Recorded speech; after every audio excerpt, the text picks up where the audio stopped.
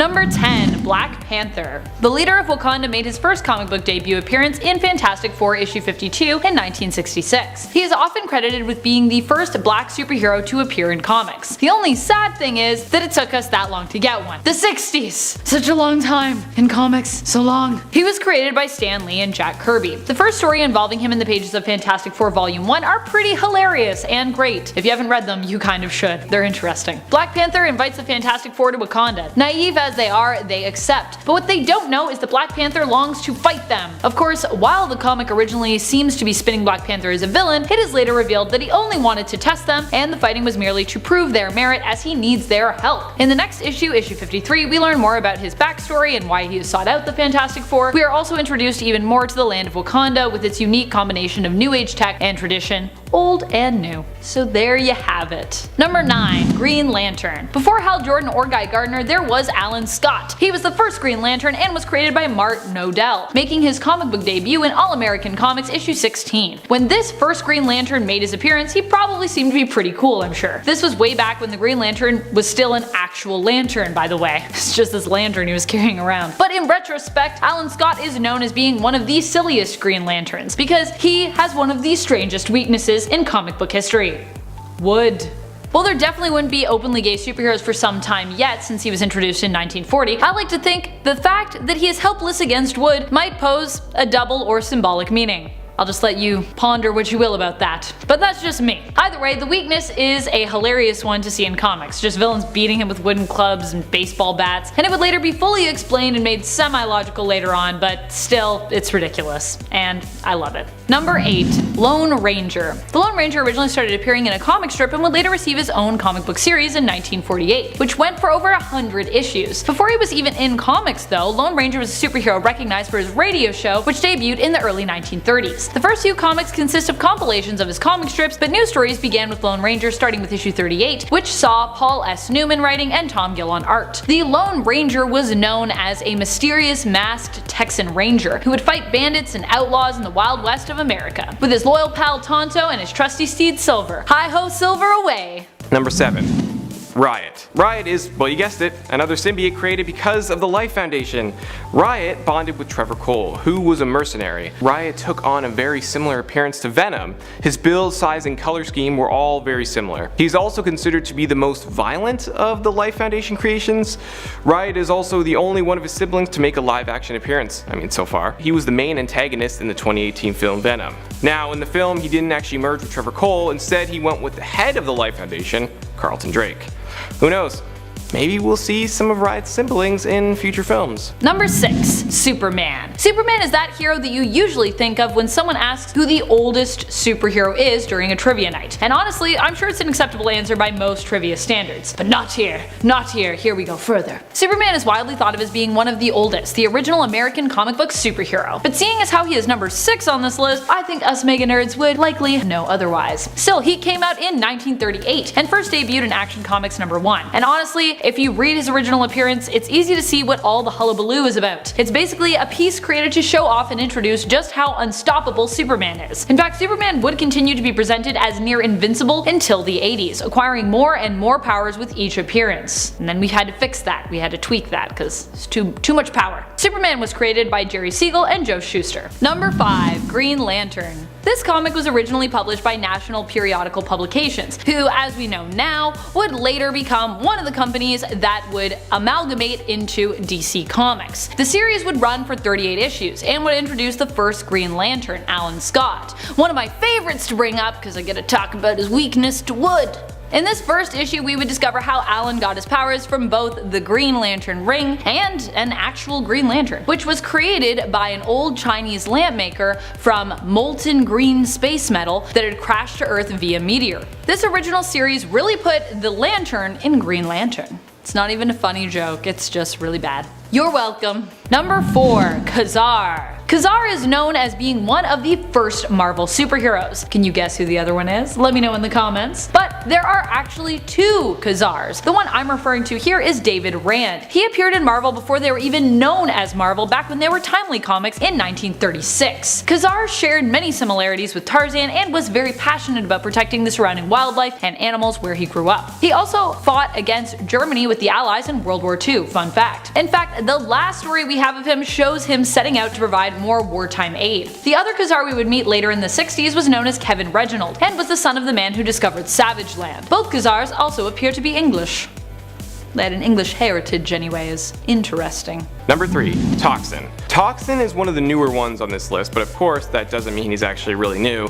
Toxin debuted all the way back in 2004. Now, since all symbiotes create their offspring alone, they don't actually need to mate with one another. This eventually ends up happening to Carnage. Now, Carnage was naturally worried because each offspring is said to be stronger than their predecessor. Because of that, Carnage was ready to kill it as soon as it was born. Good old Carnage. When Toxin was born, Carnage just couldn't kill it. He did try, but Toxin was just already too powerful, and it ended up bonding with Patrick Mulligan, an NYPD officer. Toxin is also red and has a slim spider-like appearance when he was bonded with Patrick, but later on he ended up bonding with Eddie Brock and grew to be a lot bigger and way scarier. He also has an amazing healing factor and is more resistant to sound and heat than most other symbiotes. Number 2. Buck Rogers. Buck Rogers first appeared in a comic strip. He is a hero who comes from a world of sci-fi set in the future of the 2400s. 24,000s?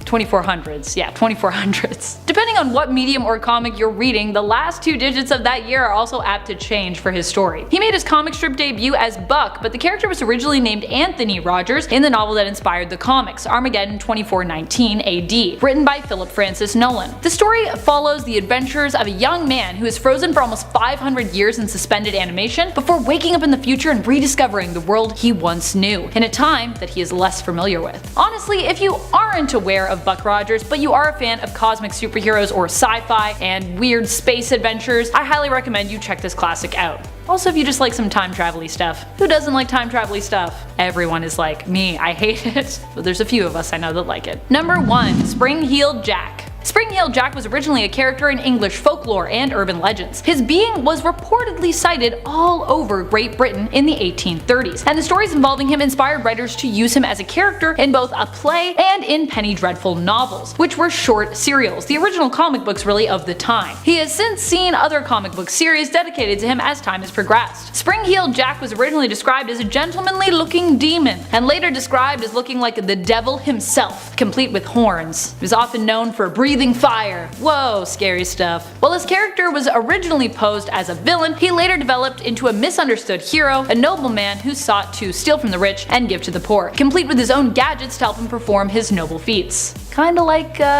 Robin Hood meets Batman. That's kinda what he was doing. Meets a guy that looks like a demon. Just combine all those, you got Spring-Heeled Jack. Number 10. Hero for Hire / Power Man. That's right, while Black Panther was one of the first superheroes of color to appear in comics, Luke Cage's Power Man would actually beat him when it came to having his own comic series. This series was originally titled Hero for Hire, but the name would later be changed starting with issue 17 to Power Man. The first issue of Hero for Hire came out in June of 1971, and Black Panther wouldn't get his own series until 1977. I know, strange, right? The name for Luke Cage's series would change one more time starting with issue number 50, becoming Power Man and Iron Fist. That name would stick with the series from issue 86 till its end in issue number 125. Number 9. The Amazing Spider-Man. When many people think of Marvel Comics, this is often the hero they think of first. The first volume of Amazing Spider-Man would see its very first issue come out in March of 1963, and the first issue was very much an origin story, one that we'd become all too familiar with in the animated series and films to follow about everyone's favorite Spidey-themed hero, Peter Parker's Spider-Man. The series would be a long-standing one and would produce hundreds of issues, and although it has been relaunched, the story of Peter Parker continues to be one that comic book fans everywhere have become obsessed with, making Spider-Man one of the biggest superheroes, especially one of the biggest superheroes to come out of Marvel Comics. Number 8. Fantastic Four. The Human Torch was actually the first character to appear from the Fantastic Four in Marvel Comics number 1 in 1939. Sort of anyways. Marvel Comics was an anthology magazine comprised of various heroes' adventure shorts. I know, I said no anthologies. But I think this is a pretty cool fact. The Human Torch that actually first appeared in Marvel Comics was actually Jim Hammond. Hammond would later be reinvented in the Fantastic Four team as Johnny Storm, Sue's brother. So the character, while different, is even older than the Fantastic Four comics itself, which is still pretty old, although granted that Human Torch wasn't obviously the same as the Human Torch that we have now. The Fantastic Four series started in 1961 with issue 1, which like Spider-Man's start was also an origin story. Watch out for those cosmic rays, or maybe don't, if you want superpowers. Number 7. Tonto. You didn't think I was going to talk about Lone Ranger and just like leave Tonto out of this list, did you? Tonto was originally shown as Lone Ranger's native partner and was part of the Comanche tribe originally. Some may think of him as just a sidekick, but as time progressed his character tended to be more presented as an equal and partner to the Lone Ranger rather than just a sidekick. He got his own comic book spin-off series in the 50s titled The Lone Ranger's Companion Tonto, and was often depicted as being witty and sarcastic, even going on to mock other less favorable portrayals of himself in pop culture that made him seem more savage. I like when heroic characters are self-aware and sassy like that. I feel it. Deadpool, She-Hulk, Tonto. Keep being sassy, keep being witty. Number 6. Wonder Woman. Wonder Woman would get her own series in 1942, shortly after her appearance in All-Star Comics issue number 8. The first issue even introduced a female associate editor of the magazine, Alice Marble. Marble was known as an acclaimed tennis player. While her time on the DC staff editorial board was brief, she was also a self-proclaimed fan of Wonder Woman, who was responsible during her time with DC for the Wonder Woman of History feature in the comic, which retold the stories of real-life famous historical women. Wonder Woman's first story involved her saving Steve Trevor, and introduced us to the world of the Amazons. Apparently, Amazons liked riding kangaroos around originally. Did you know that? At least they look like kangaroos, I don't know. Giant kangaroos, we ride them in combat. I wonder when horses became a thing in these comics. I need to read more old Wonder Woman, because it seems like a time. Number 5. Hybrid. Have you ever wondered what would happen if 4 symbiotes merged together? Well, that is exactly what Hybrid is. Hybrid is Riot, Phage, Lasher, and Agony merged into one. All 4 of their hosts were killed by their sibling Scream. Hybrid merged with Scott Washington, who was a guardsman at the prison The Vault, where all 4 of them were actually being held. Now, Scott ended up realizing these 4 symbiotes weren't actually all that evil, and that the experiments that were being done on them were actually causing them like a great deal of pain. So, he decided to free them, and he got fired for it.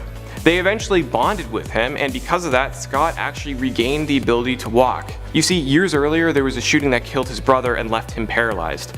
He wanted to go after the people that caused this and kill them, but get this, the symbiotes actually told him not to do it. They didn't actually want to kill anyone. So they ended up finding the people responsible and handing them over to the authorities. You see, not all symbiotes are bad. Also, since there were 4 different symbiotes merged into one, Scott had to deal with 4 different personalities. Man, that would be an experience, hearing all those voices in your head. Probably make you go a bit crazy. Number 4. Captain Marvel Adventures. Captain Marvel Adventures was the spin-off from Wiz Comics, an anthology series that featured the ever-popular Captain Marvel. Captain Marvel Adventures was the original series for the hero, produced by Fawcett Publications. Alright, let's get into the craziness of Fawcett, here we go. Fawcett would end up cancelling the series and all other superhero series eventually as a result of the lawsuit filed against them in regards to Captain Marvel's similarity to Superman, who had belonged to National Periodical Publications at the time the lawsuit was filed in the 1940s. Still, Captain Marvel Adventures would go on to have 150 issues before it was cancelled in the 1950s. National Periodical Publication would later evolve and merge into the famous comic book publisher that we know today as DC Comics. And as Fawcett was closing up shop, DC would end up picking up the rights for Captain Marvel, aka Billy Batson, in the 1970s. Captain Marvel under DC would eventually evolve to become Shazam, originally the name of the magician who gave Billy his powers in his origin story in Wiz Comics. Although later that magician would have a different name, have no name, all sorts of crazy stuff. The name change happened after Marvel Comics sued DC for rights to the name in regards to their own separate Captain Marvel, who first appeared in the Marvel Superhero series in 1967. Oh, comic book characters and lawsuits. Woo! I hope that clarified some of that crazy lawsuit stuff for you, or made it more confusing. Either way, I hope you learned something. Number 3. The Phantom. The Phantom originated in comic strip form where so many superheroes were originally born. He was created by Lee Falk. The Phantom actually introduced the idea of a costumed adventurer to American comic books. Before that, we didn't really have people in like tight spandex running around. While the Phantom, aka Kit Walker, found popularity in comic strips in the US, his comics didn't quite shine so bright. Internationally, however, the character seemed to do much better, becoming a hit in Australia, Sweden, and Papua New Guinea. He also was originally from a fictional country in Africa, so no wonder he did well in Papua New Guinea. I feel like they were like, I can see some similarities here. Number 2. Batman. After making his first appearance in the Detective Comics series in issue 27, Batman would shortly after get his own series and go on to be one of the most iconic heroes in comic book history, and obviously one of my favorites. The first issue of Batman came out in March of 1940. It featured an origin story and introduced us to Batman characters who would go on to become some of the most famous, including Robin, James Gordon, Joe Chill, Hugo Strange, Catwoman, and Batman's one true supervillain, the Joker. Number 1. Superman. Superman first appeared in the anthology series Action Comics, and like Batman, he would soon after get a series to call his own. Superman Volume 1 Issue 1 would come out in June of 1939, almost a full year before his future BFF and fellow JLA member Batman. Superman's first issue was the typical origin story fare, but as soon as issue 2, we would also find ourselves introduced to some of Superman's mainstays, mostly in the way of supporting characters. In issue 2, we would meet both Superman's young pal Jimmy Olsen and his future girlfriend slash wife slash baby mama Lois Lane. Slash sometimes she's superwoman herself. That's also happened. Oh, Lois Lane. She's a pretty cool lady. Number 10. Lasher. Lasher was created when a company called the Life Foundation forcibly extracted 5 offspring from Venom. You see, during the Cold War, the Life Foundation believed that a nuclear holocaust was coming and wanted to create a superpowered police force to protect this new world or, utopia that they were creating. That's when they decided that a symbiote police force would probably be the best option. One of those 5 symbiotes was Lasher. Lasher merged with Ramon Hernandez and is known for his green color and the tentacles on his back, which, was his primary attack, and for the most part, it was very effective. Number 9. PHAGE. Also one of the ones created because of the Life Foundation, PHAGE bonded with Karl Mack. PHAGE is known for his orange and black appearance and being able to mold his body into sharp blades, similar, to Carnage, which was effective against his opponents. He's also one of the larger symbiotes. He has a build that is very similar to Venom, which along with those blades would make, a really deadly combo. Number 8. Agony. Agony, also a Life Foundation creation, bonded with Leslie Jasnira. Agony was unique in that she was able to spit acid that could burn through almost anything. Agony also had the power to absorb and regurgitate chemicals. Oh god. That's so gross. She also had a very different look than her siblings. She was bright purple with hints of black and had wavy hair. Of course, she also had sharp teeth and massive claws. Number 7. The Flash. Starting us off with Barry Allen's Flash, this series had hundreds of issues as well, though not quite as many as the Amazing Spider-Man series. It all started in March of 1959 with issue 105. While that might seem like an odd number to start on, it was because the series was picked up by DC Comics after All American Publications cancelled its predecessor, a series known as Flash Comics, which featured predominantly the adventures of the Flash and Hawkman. DC Comics actually was kind of once All American Publications. DC was the phoenix that rose out of the ashes of a few different comic book publishers who came together to create DC, of which All American was one. And then later, that original Flash 2 from Flash Comics, Jay Garrick, would also become part of our continuity. Fun fact. Jay Garrick was one of the few Flashes that actually got to retire, post to die, or go back into the Speed Force, or any of that fun stuff. Number 6. Scream. Can I get created because of Life Foundation for 500? Oh, thank you. Scream ended up bonding with human Donna Diego. Scream's color scheme is also very unique, at least for symbiotes. Scream is yellow and black. Also, it is believed that Scream is the strongest of the symbiotes that were extracted from Venom. The reason being is that even though, she was eventually defeated, she took out and killed the host of the other 4 symbiotes that were created by the Life Foundation. Scream also used her long, flowing hair as a weapon, whipping it and slicing her foes. Number 5. SHEENA. Queen of the Jungle. You might be wondering just where Wonder Woman is on this list, but SHEENA actually predates Wonder Woman, and her own self-titled series even predates Wonder Woman's by a few months. She was originally published by Fiction Comics and was known as SHEENA, Queen of the Jungle. The most 1930s Queen of the Jungle I have ever seen, but yet. SHEENA's abilities included super strength and agility, and the ability to communicate with animals. She made her first appearance in WAG Comics issue number 1, and her self-titled series came out in early 1942, just a few months before Wonder Woman's. Only a few months, so close, so close! Number 4. All Black the NECROSWORD. Alright, so this one isn't technically an old symbiote, but it is the oldest symbiote. You get it? You know what I mean? Okay, what I mean by that is, even though it was introduced in Thor God of Thunder number 2 in 2013, it was revealed that it is technically the oldest symbiote ever created. It was primarily used by Gore the God Butcher. It was so powerful that it could kill gods and celestial beings, and every time it did kill them, it took their blood and got even stronger.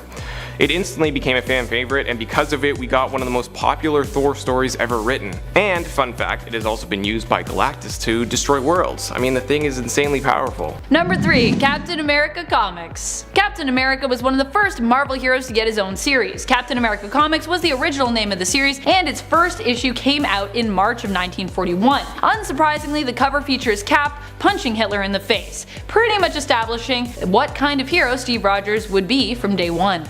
The kind of guy that likes to punch Nazis in the face. That's his thing. That was his thing anyways. Then he got frozen in some ice, then he woke up, did some other stuff.